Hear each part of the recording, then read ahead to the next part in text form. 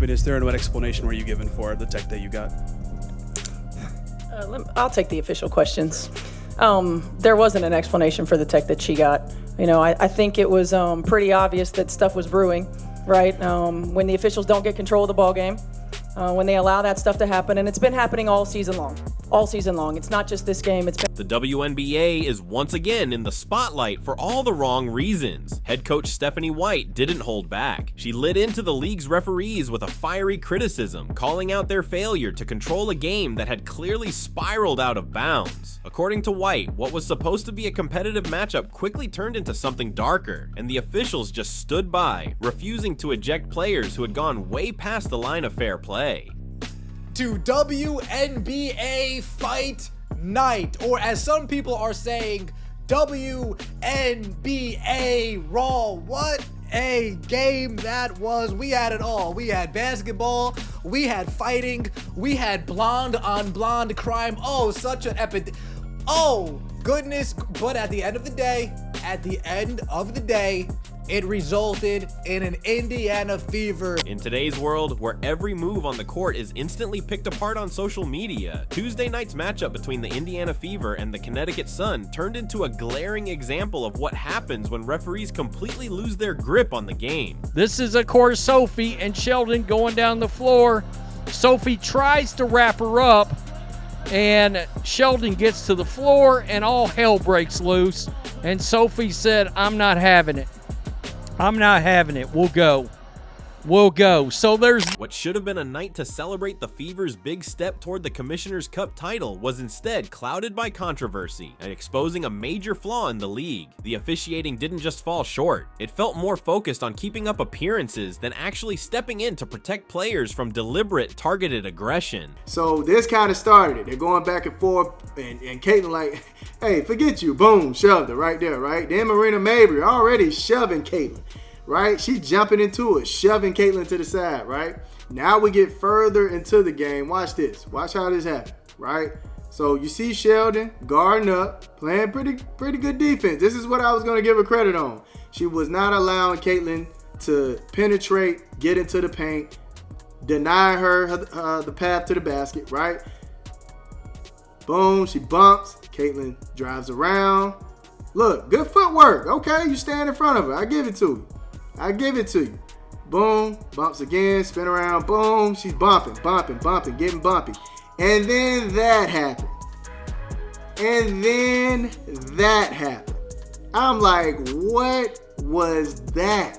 What is this play right here, man?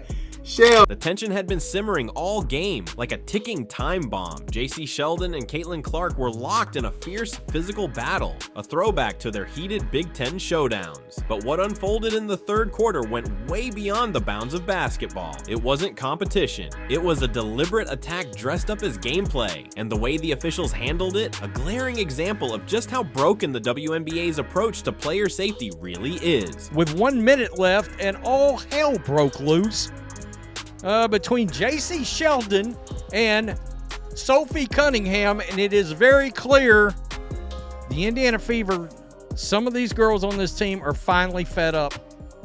Once again, WNBA, we're not talking about your basketball. We're talking about the WNBA WWE Raw circus that you got going on right now, and we all know this incident with Sophie stems from the incident that was clearly not handled correctly by the WNBA and the referee. If you're enjoying the content, make sure to hit that subscribe button. With just over 4 minutes left in the third quarter and the Fever leading 55-45, Caitlin Clark was working near the top of the key, tightly guarded by JC Sheldon. What happened next wasn't a highlight of elite basketball. It was a moment that exposed the very cracks in WNBA officiating. As Clark tried to create space, Sheldon reached in and made contact, hard. Officials later described it as unnecessary contact with windup and impact. In plain terms, she jabbed Clark straight in the eye. The foul was blatant, the intent up for debate, but Clark's response was raw and real. She clutched her face in clear pain, and when Sheldon didn't back off, Clark shoved her away in frustration. What is this right here, fam? No way you just reach for Caitlin's eyes like that. Her face whatever the case may be, you reach for her head and you scratch her. What are you reaching for right here? What is that? Did she think she was gonna shoot? I don't know, man. That's about the best I can give her. Maybe she thought she was about to pull up and trying to put her hand where the ball might be coming. But fam, you literally slapped her in the face, man. Slapped her right in the eyes, man. Come on, fam. Then Caitlyn shoves her, right? Shoves her off of her. Like, get away from me, man. Get away from me. Give me some space. This is the moment everything went from a typical on-court scuffle to something that should have led to immediate ejections. Out of nowhere, Marina Mabrey, who had absolutely no reason to insert herself, came up behind Caitlin Clark and delivered a blatant body check, sending the face of the WNBA crashing to the floor. The crowd's reaction said it all. Shock, outrage, disbelief. Everyone watching knew what just happened had gone way beyond the bounds of competitive play. But here's where things go from bad to completely outrageous. After a painfully long review, one that dragged on like a Supreme Court ruling, the officials returned with a decision so baffling, so backwards, it flew in the face of logic, league precedent, and basic human decency. Marina Mabrey body checking Caitlin Clark to the ground. JC Sheldon all over her. Riding her. Pokes Caitlin Clark in the eye. Oh, man. Caitlin Clark needs to start wearing goggles, folks. Caitlin Clark's gonna need to start wearing goggles. Bumps up on Caitlin Clark. Caitlin Clark says, "Get your hands off me." And then here comes Marina Mabrey. Boom! Exploding Caitlin Clark like a safety coming downhill in the NFL. There was no flop there. Marina Mabrey did a straight beeline run to Caitlin Clark and checked her. You got Lexi Hull saying, "JC, what the hell is wrong with you?" This was all game, folks. All game. Caitlin Clark and the Indiana Fever were getting checked. All game. The Indiana Fever were getting punked. All game. The referees let this physical style of basketball continue. Sheldon was hit with a flagrant foul for the eye poke. Fair enough, given the force and follow-through, something crew chief Ashley Gloss later confirmed. But what followed sparked a wave of outrage that spread far beyond the walls of Gainbridge Fieldhouse. Caitlin Clark, who had just taken an eye poke and a blindside body check and was somehow hit with a technical foul. Let that sink in. The player who got attacked twice in seconds was punished for how she responded. According to Ashley Gloss, Clark's reaction to being poked in the eye was deemed unsportsmanlike towards Sheldon, and Marina Mabrey, despite delivering a hit that looked more like something out of a football game than a basketball court, she was not ejected, just a technical. That's it. She stayed in the game because, according to the officials, her blow didn't meet the criteria for a flagrant 2 or justify an ejection. Sophie Cunningham is going back to the locker room, and I'm wondering, I don't know if she just got kicked out, but if they kicked her out and they did not kick Marina Mabrey out, then holy shit, because that's the next thing we got to get to. Mabrey, for that incident, that Kennedy Carter vicious slam to the ground she just had on Caitlin Clark, they did not throw her out of this game. And I called Stephanie White out on social media. I was like, this is the time where you as a coach, you've got to go, and I'm going to go old school, you've got to go full on Bobby Knight, Indiana Hoosiers, showing your ass out there.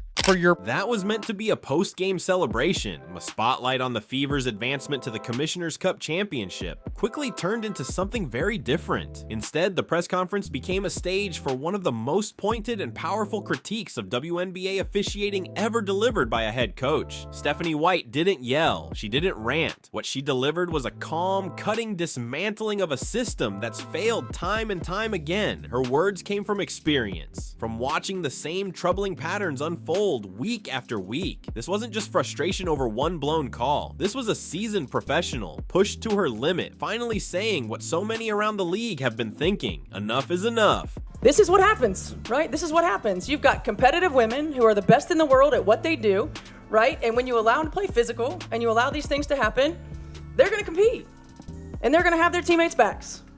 It's exactly what you expect, right? Out of fierce competition. So I started talking to the officials in the first quarter, and we knew this was going to happen. You could tell it was going to happen. So they got to get control of it. They got to be better. They got to be better.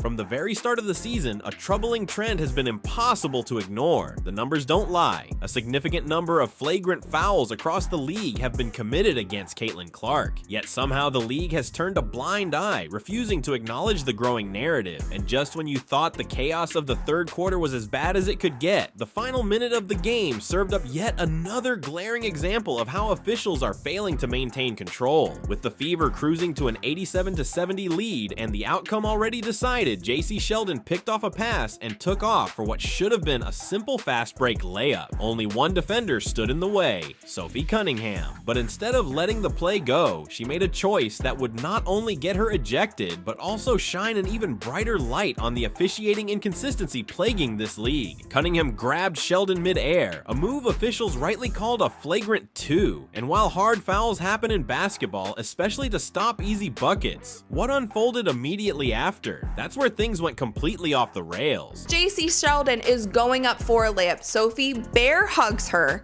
and takes her to the ground. What I will say is Sophie did not grab her and throw her to the ground. She didn't body slam her. She didn't do anything, in my personal opinion. Maybe I'm biased here, but I'm gonna give you guys my straight up honest opinion on this. She bear hugged her, took her to the ground. Yes, it was intentional. It was absolutely intentional. It was, to me, payback for what was happening the entire game. But she did it in a way that she wasn't gonna injure JC. She was just making it known, like, if the refs aren't gonna handle it, I will handle it. We'll take care of it, but this is not what you're going to do when you come into our house. It was an intentional foul. It was a hard foul. She brought her down. But with that, you guys, JC Sheldon got up and she was ready to go. Sheldon bounced up after the hard foul and immediately went face to face with Cunningham, and things escalated fast. What started as a heated exchange turned physical, and soon Lindsay Allen from the Sun jumped in too, turning a single foul into a full-blown three-player incident. This time the officials acted quickly. Cunningham was hit with a flagrant 2 and tossed from the game. Both Sheldon and Allen were ejected for escalating and engaging in the altercation, but the contrast was impossible to ignore. Earlier in the game, Marina Mabrey blindsided Caitlin Clark with a brutal body check and somehow stayed in. Yet minutes later, Cunningham gets thrown out for what was arguably just a hard basketball foul that spiraled out of control. The inconsistency between these two moments, both happening in the same game, didn't just raise eyebrows. It exposed a level of officiating confusion that would make even the most seasoned legal experts shake their heads. Sophie Cunningham. JC Sheldon going up for a layup, puts her head down like a running back, exploding through the hole.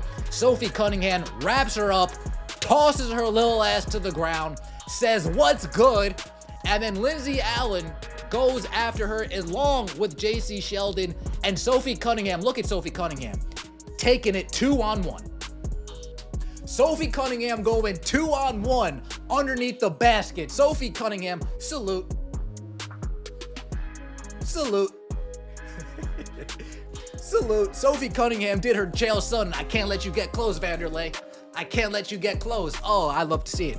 The message couldn't have been more disturbing. Aggressive plays made during actual basketball sequences were met with ejections, while blatant targeted hits on star players were brushed off with just technicals. The officials had essentially sent a signal. Protecting the scoreboard mattered more than protecting the athletes on the court. Stephanie White made her frustration crystal clear in the post-game press conference. When asked what getting control of the game really meant, she didn't mince words. Her response cut straight through the noise. Call the fouls that are actually happening, and call them consistently, not just when someone swings and misses. Blow the whistle when the foul happens, every time.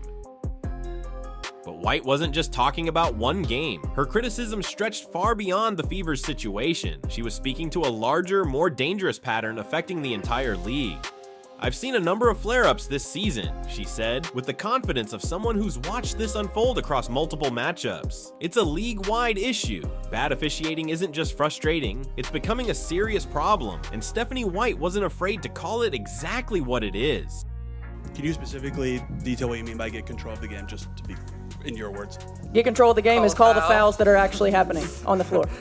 Right, and consistently call the fouls that are actually happening on the floor.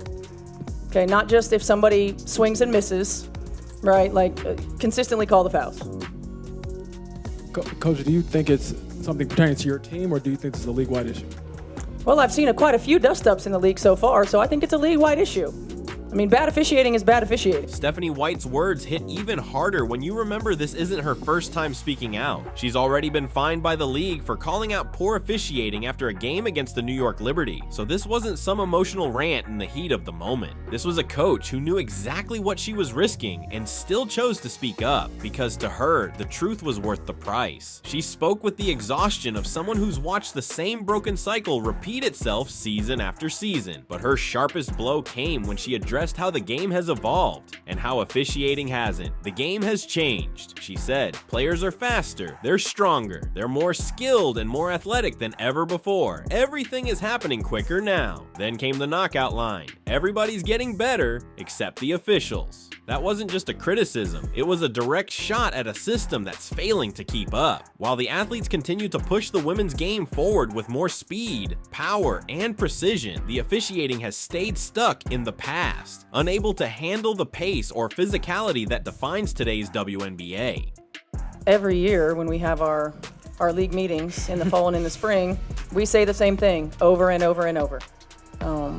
And nothing has changed. So, I'm not sure outside of continuing to submit clips, continuing to talk about it. Like, look, their job is hard. Their job is hard. Their job is hard, right? Their job is hard. The game has changed so much. Players are faster, they're better, they're bigger, they're stronger. They're as good as they've ever been. They're as athletic as they've ever been. The game is fast now. Things are happening quickly.